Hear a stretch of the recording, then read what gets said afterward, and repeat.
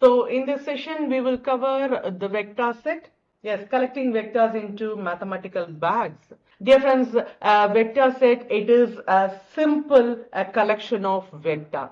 So here, if I just specify, this is the exact vector set, and it has a collection of vectors as like v1, v2, v3 till vn. Yes, this is all the vector collections.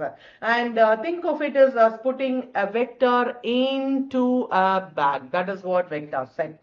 And this set can be a finite, or this can be an infinite also. Yes, if it is an infinite, it is a subspace. And even this vector set can be an empty difference which arises in matrix null spaces. In Python, we typically represent a finite vector set as a list of arrays or as a columns or rows of a matrix. Yes, let me just create a set of vectors here, and we just have a discussion here. So we are just going to have three vectors with four-dimensional spaces. Four-dimensional spaces, that is was r to the power of 4. Okay. So here we have v1, v2, v3 as our vectors, and kindly just observe this vector. Each we are just having with four components, and it is created by using this NumPy array. Each element corresponds to one dimensional. And dear friends, kindly just observe this one we have just used array for the creation, because arrays are designed for mathematics, and mainly it is used for fast calculation, easy vector operation, works well with matrices and linear algebra. We didn't use a list here to create a vector, because lists are slower for heavy maths and mathematical operations become awkward. But once on creating the vector, we are just storing it in a list. Why list here? Yes, because lists are convenient for looping through vectors. So storing collections or flexible organization. So that is what here we used to make it in combinations of three vectors. Yes, it creates exact list that containing three vectors, and this is the one way to represent a vector set programmatically. Okay, kindly just observe here we have used the function enumerate, because numbering starts from 1 instead of 0, making the output friendlier for the user. So who continues to resist zero based indexing despite a decade of exposure. Okay, and yes, we have used this for loop. Yes, of course, to enumerate starts indexing at 1 instead of 0, and here this I, it is for index, and here this v, it is for vector itself. And here we are just printing each vector in formatted form, labeling them as like v1, v2, v3, like. Okay, and dear friends, kindly just observe here we have used a column stack. Yes, this stacks the vector column wise into a single matrix. Each column corresponds to one vector, and this results in, of course, we just have 4 into 3 matrix.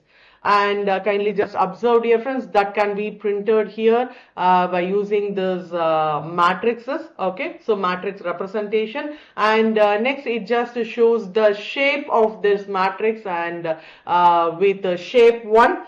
So this is 4 rows, and this shape one, it just gives the number of columns as 3 columns.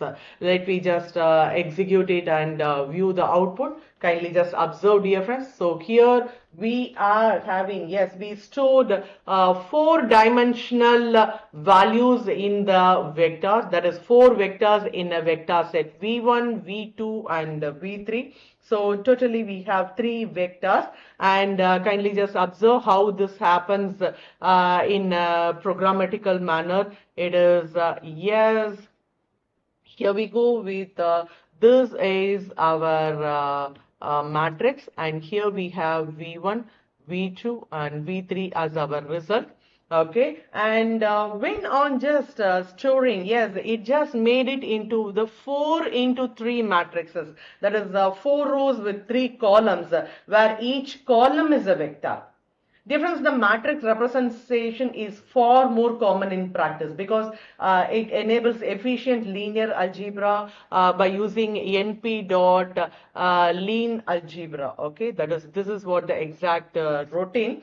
But here what we have just utilized is, kindly just observe, in linear algebra here we have used this matrix formation. Yes, it is very much easier for linear algebra operations or solving systems and checking independence, transformation. And here we have used column wise because instead of row we have used a column in because of in linear algebra vectors are commonly treated as column vector. Many formula and matrix operations expect this format. But using rows also is possible, but often lead to confusion when we just make use of transpose. Okay, so here we have just used column wise, and yes, it returned the print statement of the shape. Yes, kindly just observe, it is 4 row 3 columns. Okay, so 4 row 3 columns where 4 dimensional vectors and with 3 of them, or that is what the exact thing we have resulted. So dear friends, if this session helped you build a strong foundation in vector sets and linear combination, independence, span and basis, so kindly just like this video, share it with someone starting their data science or generative AI journey, and subscribe to Demystify with Ajay for more such real world discussion. And yes, dear friends, see you in the next session. Thank you. Happy learning.